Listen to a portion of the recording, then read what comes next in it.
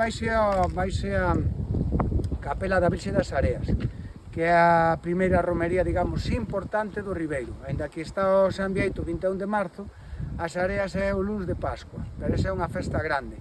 A Virxe das Areas é moi milagreira, e é tamén cando empeza en serio a campaña da viña, da viticultura. Entón, para os viticultores todos esa festa era unha festa de referencia, non? Para os devotos da Virxe pedirlle que haxa unha boa colleita.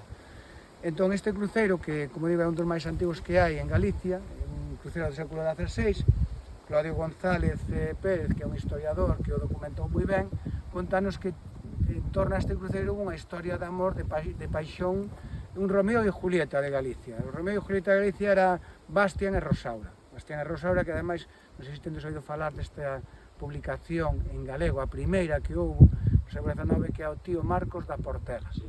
Marcos da Portela foi o primeiro semanario que se publicou, estaba a risco detrás, estaban un poquinho os intelectuales da Atenas de Galicia, que era Ourense, e logo publicaron moitos escritos. E un deles que publicou foi un escritor marsidán que recolleu unha historia dunha señora de Lentille que lle contou esta digamos, paixón amorosa entre dous mozos nos quais os pais non querían que se xuntaran. Un era Bastián era de Roucos, era fillo, eran viticultores, e outra era Rosaura, que tamén o pai era viticultor, era de Cuñas. Rosaura parece ser que era unha beleza indescritible, e Bastián era un mozo moi arrido, e entón desde pequeniños foron ao colexio xuntos. E desde pequeniños sempre tuveronlle moita fe un ao outro, estaban prácticamente namorados, estaban namorados, pero as familias non se levaban ben entre elas. E o pai de Rosaura non quería que andivera co mozo. Entonces, daquela época, un médico que veu pa Cuñas, bueno, facía a zona, estaba en Leiro, andaba entre Vieite, Cuñas e Leiro, e, bueno, pois este médico, pois, era un médico. Entón, o pai de Rosaura viu que o médico interesábase moito pola filla, que era unha beleza, e empezou a facer as beiras, pero ela non lle facía caso. Nin a ela, nin a el, nin ao médico, nin a ninguén. Entón o pai dice, pero mira que o médico que quere tal, mira que... E non había maneira. Entón, claro, dixo o pai da Rosaura, teño que facerlle sacar esta rapaza da cabeza ese mozo. Vou facer todo o posible. Entón foi falar co secretario de Cenlle, que era primo del, e falou con el para que o chamaran a guerra, a ver se o chamades a guerra. Entón, cando o chamaron, o Bastián dixo, vou ir eu a guerra.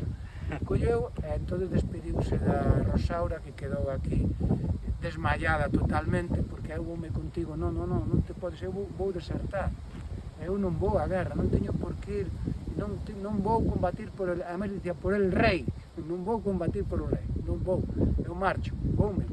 E marchouse, desertou, e non se soubo nada dela. Entón ela quedou durante unha semana, tuveron a que vir, coller, estaba ida, estaba máis morta que viva, estaba desolada totalmente.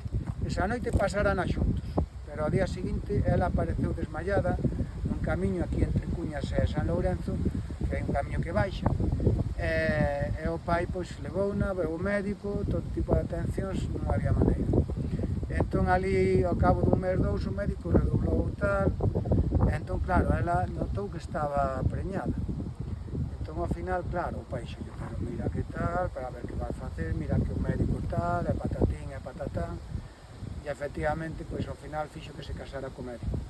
Pois, ao cabo dun ano, máis ou menos, bueno, tiñan xa unha nena, o médico aceptou na de grado, porque estaba, vamos, a Rosaura era unha beleza.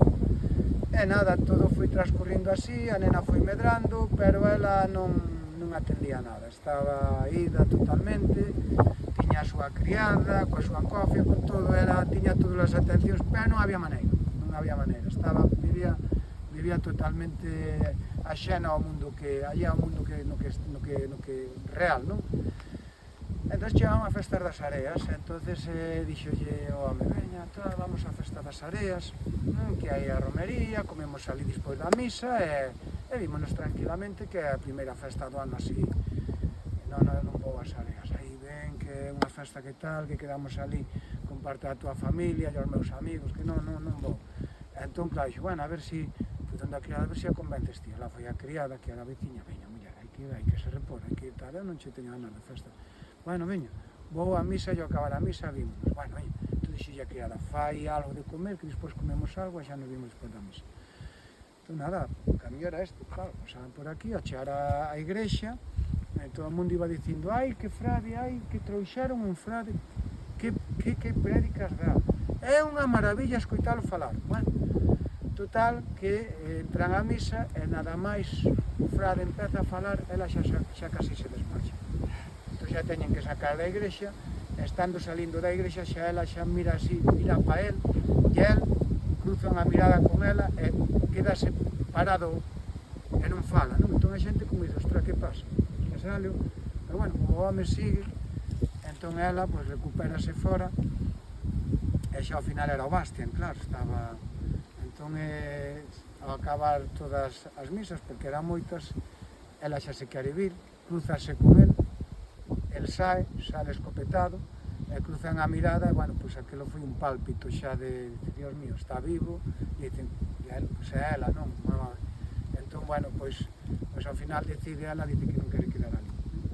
El marchou, e ela xa non quere quedar na festa, xa non quere irse, e convence ao marido de que se teñen que vir, que se hai que ir, entón, o home dice, bueno, pois va dindo ti, a criada e a nena va dindo que xa vos alcanceu, que eu vou quedar aquí a falar ainda cuns amigos e tal.